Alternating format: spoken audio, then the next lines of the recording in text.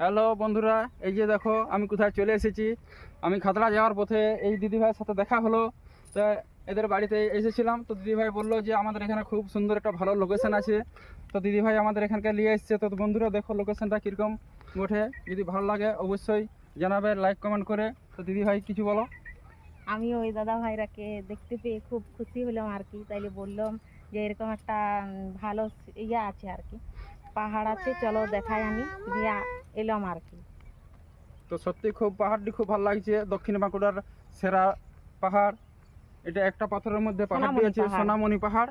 তো সত্যিই খুব, যদি কারো ইচ্ছা থাকে এখানে আসার, অবশ্যই চলে আসবে বন্ধুরা।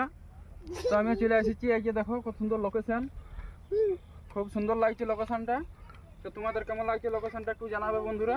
এই ধারটা দেখো খুব সুন্দর, অপূর্ব সুন্দর পরিবেশ। সত্যি এসে মনটা ভরে গেল বন্ধুরা। ওকে, টাটা, বাই বাই।